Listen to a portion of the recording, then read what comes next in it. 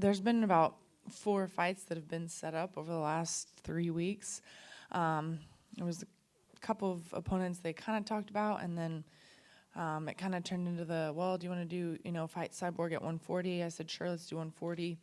That didn't go through, so then they said Kat Zingano January 28th in Denver.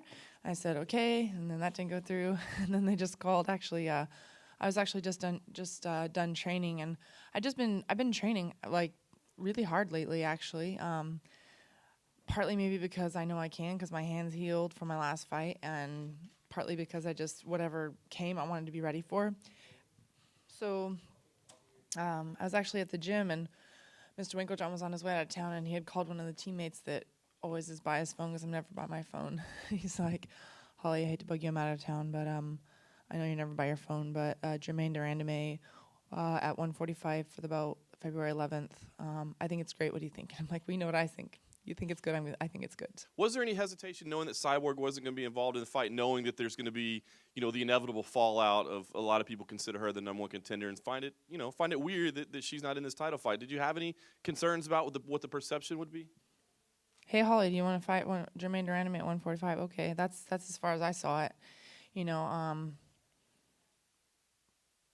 I do want to take advantage of opportunities that are given to me, and right now I feel like I have everything to prove still. I'm coming off of 2 losses, and I'm ready to get in there and just do whatever it takes, and whether it's at 145 or 135, I'm just ready to try and make a statement again.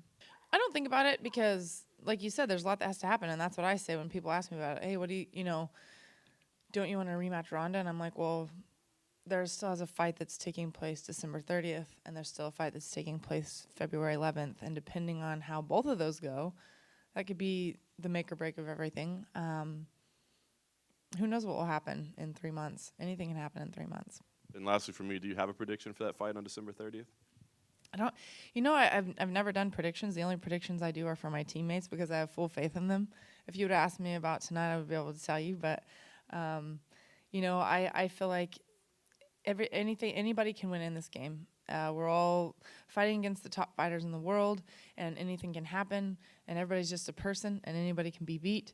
So I don't really put a lot of predictions. I do think that it's going to depend on what Ronda we see. To come back. She's obviously made it. She's been an Olympic athlete. She's been at the top of the women's MMA. She didn't get there without having some kind of a competitive spirit, but she's also had some time off, and a lot of people question a lot of things about it. You never know what's going to happen. It's a wild card. I feel like everybody deals with the losses different. Maybe time away from her and talking with everybody is what she needs.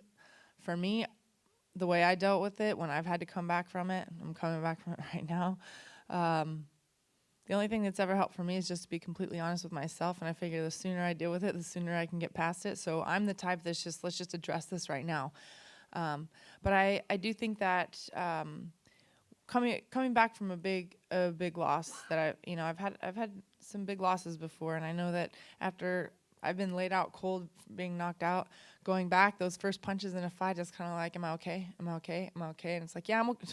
Why am I even asking myself this? I'm okay, let's go, and I think that that's a make or break moment. Ronda's never been there in a fight before, so I don't think there's really any way to tell how she's going to be in those first exchanges until it happens. I guess when I look at this year, I think about my year, and I think it's been the worst year for me. 2016 was not successful for me.